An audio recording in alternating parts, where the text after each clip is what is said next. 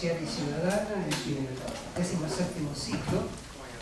Y yo recordaba que hace unos 17 años la primera cátedra que hicimos fue dirigida coordinada por Eusebio Mujer León, que era director del Departamento de Gobierno y de Política Internacional de la Universidad de Georgetown.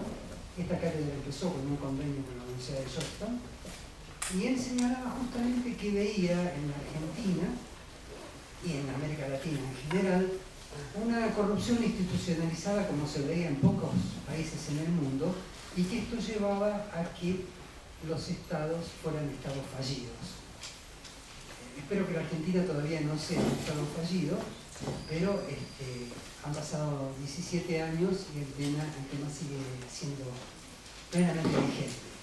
El primer presidente del foro fue un politólogo y jesuita, Yanis Calvez, que hizo mucho por la ética social y la ética política, y nosotros entregamos todos los años un premio Calvez a la responsabilidad ciudadana, que se entrega en varias categorías. Una categoría es estudioso, la otra es institución, y hay una categoría joven, que es para universitarios recibidos o no recibidos.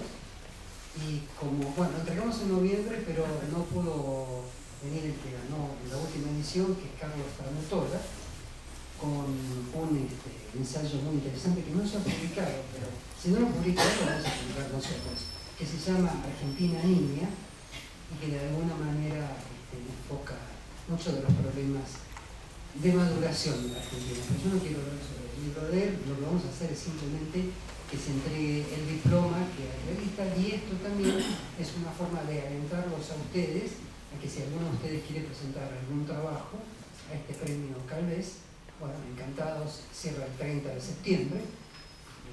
En la página forocomunico.com pueden encontrar las bases, que son muy simples. Entonces le vamos a pedir a María Kodama, que es miembro del Consejo Asesor Internacional del Foro, al presidente del Consejo Asesor Internacional del Foro, que es nuestro amigo Juan José Almagro, profesor de varias universidades, doctor honoris causa de la Universidad Católica de Córdoba, además de, entre sus otros pecados, haber sido ex consejero internacional de MAPFRE y gurú de la responsabilidad social.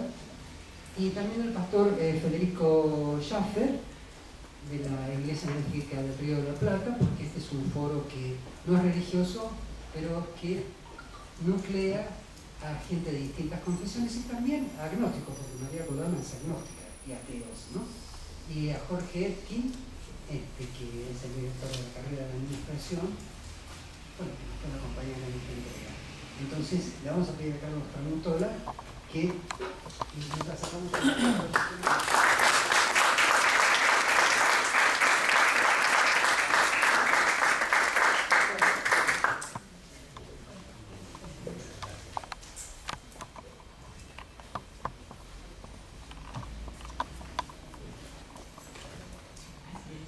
yo tengo que hacer de todo, ¿verdad? De camarógrafo, después. Bueno, y agradecemos a Carlos Tramutola padre, que está aquí, que también ha hecho mucho por el progreso del empresariado en Argentina. No sé si vos querés decir algo. Agradezco que hayan valorado lo que uno escribe con el tiempo que le demanda, y solamente recalcar que la mía es una visión esperanzadora, en el sentido de que creo que muchos de nuestros problemas son madurativos, justamente. Así que muchas gracias nuevamente.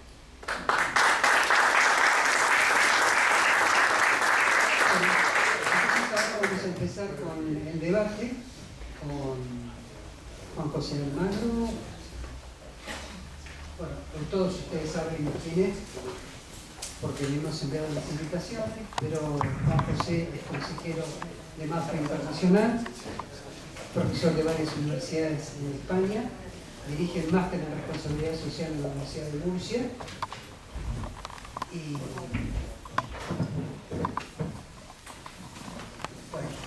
nos acompaña Julio Rivelli, que es presidente de la Cámara Argentina de la Construcción.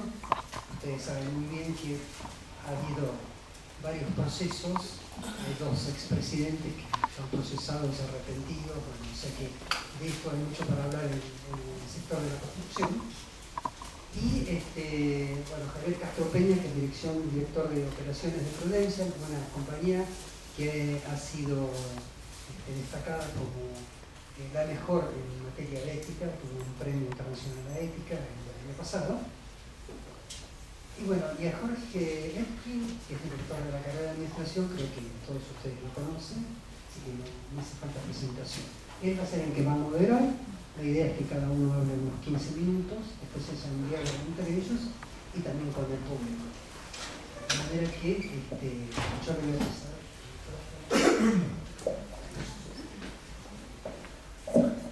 Bueno, empezamos con Juan José Alvarado.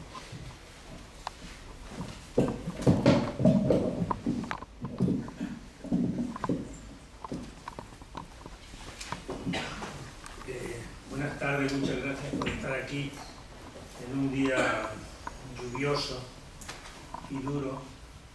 El taxista que me traía, cuando le he preguntado por la situación política que había en Argentina, además de estar durante 20 minutos hablándome de ella, al final me ha dicho, bueno, y en noviembre o en octubre tendremos el final, que probablemente sea un final peor que el de Juego de Tronos. Y ya está. Y en ese momento llegábamos a la puerta de la facultad. Ya se sabe que los taxistas en Buenos Aires son tautológicos. Yo escribí algún artículo sobre eso con un taxista con el que me relaciono con frecuencia y que me suele poner al día de todo lo que está ocurriendo, y cada vez que vengo, y esta es mi visita 45 a Argentina, donde soy extraordinariamente feliz, mucho más si uno tiene compañeros como él, singularmente el profesor Epkin, que me ha dicho, ten cuidado porque no tienes que ser esta noche desinhibido, que para que la gente crea en ti tienes que no ser desinhibido, pero yo no sé ser más que como soy. Hace 20 años, un señor que se llamaba Richard Rorty, que era un filósofo neoyorquino, aunque a él no le gustaba que le llamaran filósofo, escribió una cosa extraordinariamente interesante. Cito, decía Rorty, tenemos ahora una clase superior global que toma todas las grandes decisiones económicas y lo hace con total independencia de los parlamentos y con mayor motivo de los ciudadanos de cualquier país dado. Esa reflexión tan profunda y tan dura probablemente tuvo su continuación en alguien a quien yo creo que todos conocemos, Zygmunt Bauman, el sociólogo polaco que vivió tanto tiempo en Inglaterra y que falleció en enero del año 2017, cuando escribió que el poder no lo controlan los políticos y que la política carece de poder para cambiar nada. Si los políticos no controlan el poder, es decir, si los políticos que tienen un enorme poder de transformación, la política tiene un enorme poder de transformación, como lo tiene la persona y como yo creo también lo tiene la empresa, ¿quién es capaz de arreglar lo que nos está pasando? Y al final uno tiene que convenir que probablemente es cierto aquello de que quien tiene el poder tiene la responsabilidad, que no es una frase que dijera Spider-Man, sino que la dijo antes que Spider-Man, en abril del año 1945, Franklin Delano Roosevelt, a la sazón presidente de los Estados Unidos, ¿no? Pero yo creo que es verdad que quien tiene el poder tiene la responsabilidad, y pensemos que ahora mismo, por ejemplo, y tengo aquí datos, el PBI argentino son 440.000 millones de dólares aproximadamente, ¿no? Entre los grupos cotizados que más facturan en el mundo, el primero es Walmart, que cotiza con 455.600 633 millones. Es decir, estamos en un momento en que de las 100 mayores economías del mundo, casi 70 son empresas, grandes empresas. Grandes empresas fundamentalmente multinacionales, porque las multinacionales en el fondo han canibalizado la palabra empresa, a pesar de que en el mundo entero entre el 80 y el 90 o el 92% de las empresas son pequeñas y medianas. Y singularmente en Argentina, el 80% de las empresas son familiares o tienen origen familiar. Bueno, en los años 70, y me lo recordaba el título de este encuentro, en los años 70 se puso de actualidad, no de moda, sino de actualidad, el hablar de ética en los negocios, tal cual el título de esta tarde, ¿no? Y probablemente porque parecía claro que la ética en los negocios suponía que las empresas eran mejores si eran éticas y eran mejores también para la sociedad si eran capaces de reunir valores, ¿no?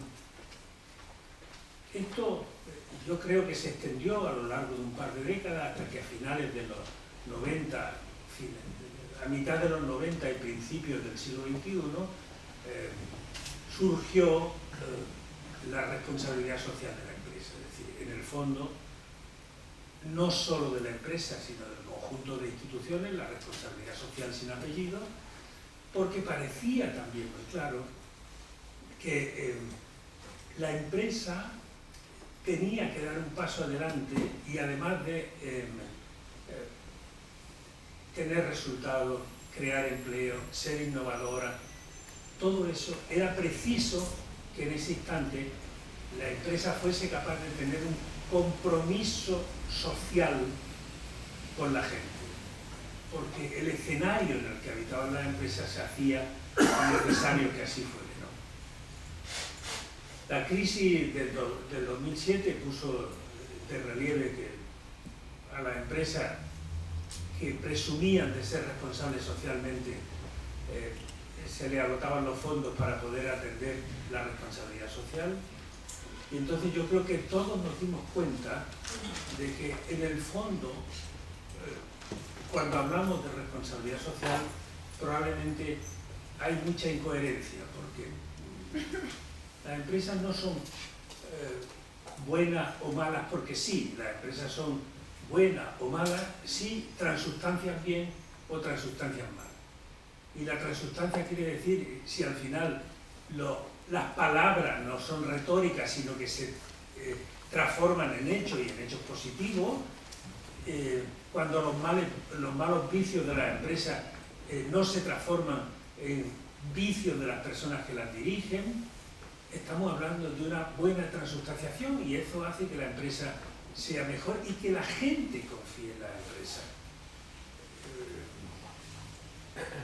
Hay una consultora mundial que se llama Edelman, que cada año publica un informe sobre la confianza de los ciudadanos en sus instituciones. Y analiza 4 aspectos fundamentales que son los gobiernos, los políticos, la empresa, los medios de comunicación y la ONG.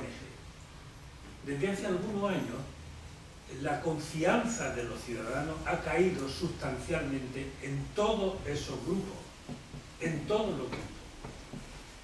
Hasta el punto, Argentina está en una zona en la que ni ha subido ni ha bajado, alrededor de 53 puntos sobre 100, ¿no?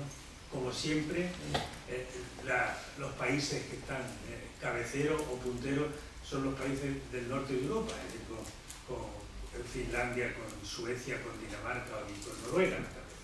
Con Holanda en una posición también en el top 5.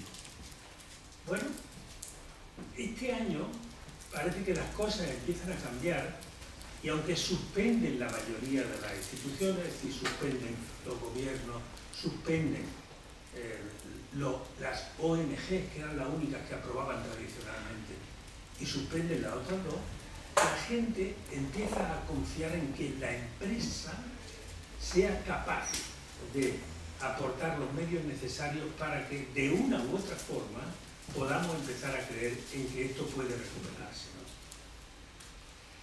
Y yo creo que la primera obligación del empresario, y por eso es absolutamente necesario volver otra vez a la ética en los negocios, es decir, a los valores en los negocios. Los valores no solo en los negocios, sino en la vida familiar, en la vida personal, en la vida universitaria. Yo tuve hace 6 semanas una sesión en una cárcel española, en la cárcel de Valdemoro, en donde me invitaron a hablar con los presos.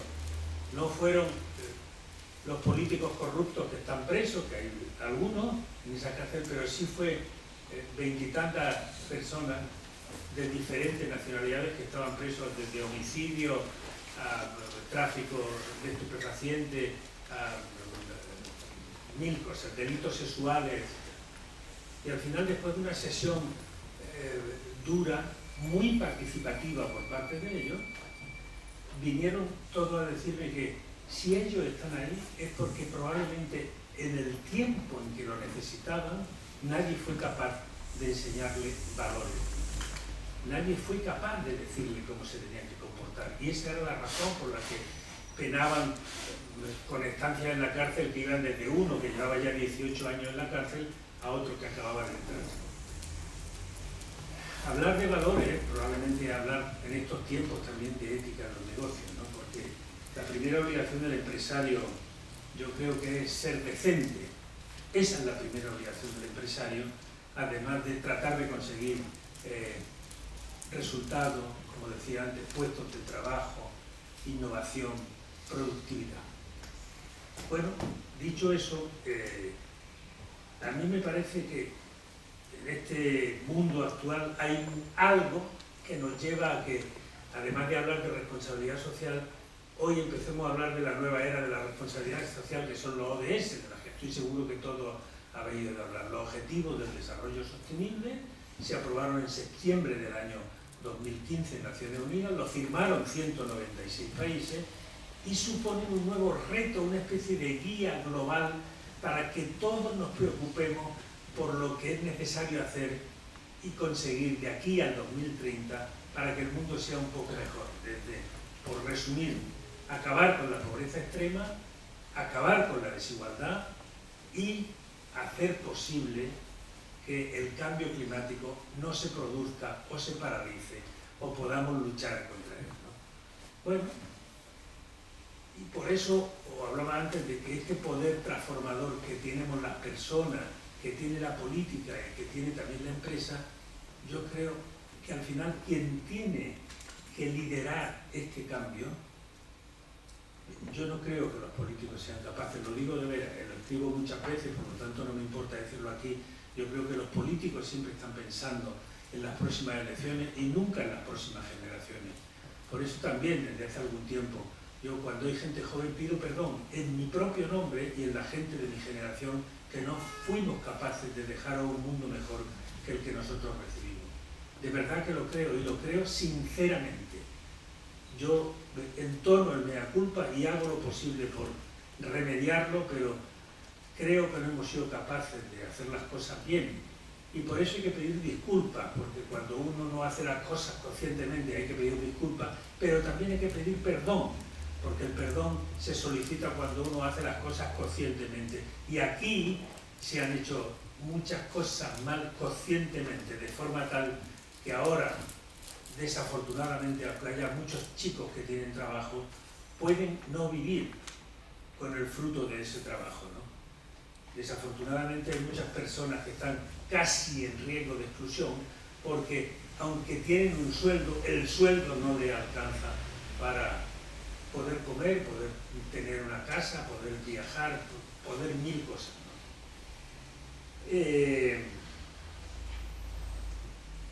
A mí me parece, y no quiero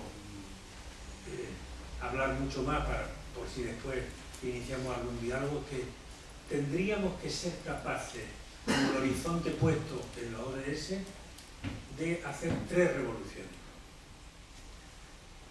La primera revolución es la revolución de la educación.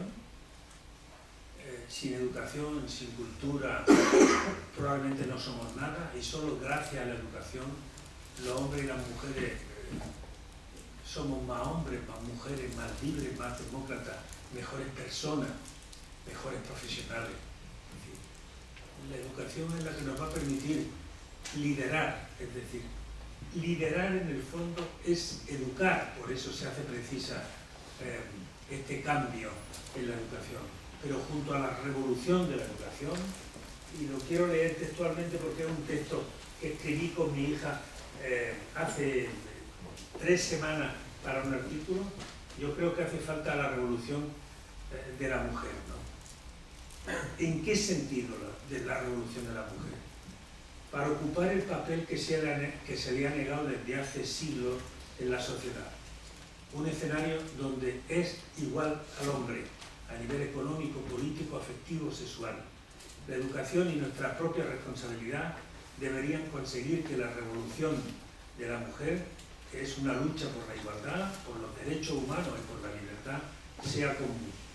Es decir, que la revolución sea de las mujeres y de los hombres, que están obligados a apoyar, a sostener y a formar parte activa de este cambio de paradigma y funcionamiento social, donde deje de explotarse a la mujer no solo físicamente, sino también en el hogar, en la infancia, en los trabajos, en la belleza. Todos ganaremos en la medida en la que nos rebelemos no contra el hombre, sino contra el patriarcado que genera relaciones de poder y no de colaboración. El hombre puede así recobrar también su sensibilidad y el permitirse sentir y ser compañero en lo vulnerable, en lo afecto, en el cuidado y en la fuerza. Este sistema desafortunadamente nos ha roto a todos, anulando parte de nosotros que necesitamos para ser más completos como seres humanos. Porque las características masculinas y las características femeninas nos pertenecen a todos, no son una cuestión de género. Y esa revolución nos afecta a hombres y a mujeres. Y la tercera revolución, sin duda ninguna, es la revolución de la ética. Es decir, de la búsqueda de principios, desde la dignidad y el compromiso, la búsqueda de principios y de valores que sean de aplicación aquí y ahora, en este momento, y que junto con principios universales que siempre se mantienen, libertad, igualdad, democracia, fraternidad, nos permitirán entre todos hacer un mundo seguramente mejor, ¿no? Yo se lo voy a pedir eso a los políticos y se lo voy a pedir sobre todo a los jóvenes, porque Nietzsche escribió que una generación tiene que comenzar la batalla, que probablemente es la mía o alguna otra, y otra generación tiene que acabar esa batalla y ganarla. Y esa batalla la tenéis que ganar los que estáis sentados de la mitad de la sala para atrás. Muchas gracias.